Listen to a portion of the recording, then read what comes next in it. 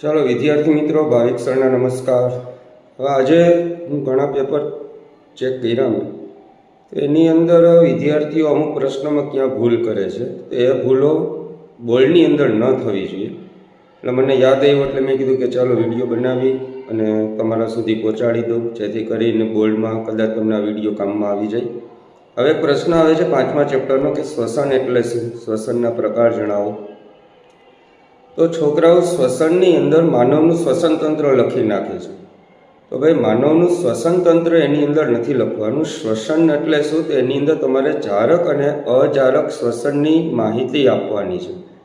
તો એક આ ખાસ વસ્તુ યાદ રાખો કે ભાઈ પ્રશ્નને તમે વ્યવસ્થિત સમજો। બોર્ડની અંદર ચોખ્ખું પૂછશે કે માનવનું શ્વસન તંત્ર સમજાવો, બરોબર છે। તો એની અંદર તમારે વાયુકોષ, નસકોરા, નાસિકા કોટર, નાસિકા છિદ્ર, કંઠનળી આ બધી માહિતી આપવાની છે। પણ શ્વસન અને તેના પ્રકાર છે, તો એની અંદર તમારે જારક શ્વસન અને અજારક શ્વસનની જ માહિતી આપવાની છે। પછી ગુણભારને ધ્યાનમાં રાખીને તમારે જવાબ છે એ લખવાનો છે।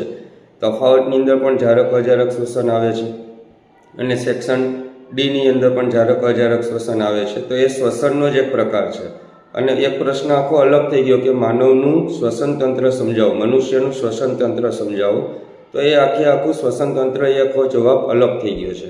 તો બંને જવાબને ભેગા ન કરો, કારણ કે તમને બંને જવાબ આવડે છે, પરંતુ તમે જવાબ લખવામાં પ્રોબ્લેમ કર્યો છે, એટલે બિનજરૂરી માર્ક્સ કપાણા છે। અને પેપર દીધા પછી ઘરે આવીને સોલ્વ કરો, પછી અફસોસ સિવાય કંઈ હાથમાં રહેતું નથી। તો જવાબ નિરાતે સમજી વિચારી અને પછી લખો।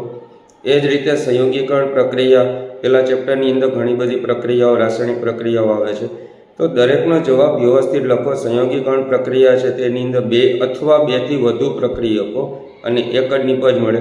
વિઘટન પ્રક્રિયા છે તેની અંદર એક પ્રક્રિયક અને નિપજ 2 અથવા 2 થી વધુ, એવું નહીં કે 2 જ નિપજ મળે છે, બરોબર છે। અને સંયોગીકરણમાં 2 અથવા 2 થી વધુ પ્રક્રિયક તમે લઈ શકો છો।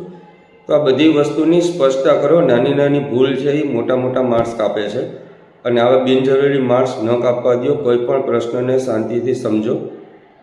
અને વધુ માહિતી એટલે કે હવે તમારે જેને A1 ગ્રેડ આવી જ ગયો છે, એટલે કે 72+ માર્ક્સ બધા રાઉન્ડમાં આવી ગયા, પ્રિલિમમાં આવી ગયા છે, તો હવે વિદ્યાર્થીઓ 80માંથી 80 લેવા હોય તો હવે એમને શું કરવું જોઈએ, એમની માહિતી હું તમને નેક્સ્ટ વિડીયોની અંદર આપીશ।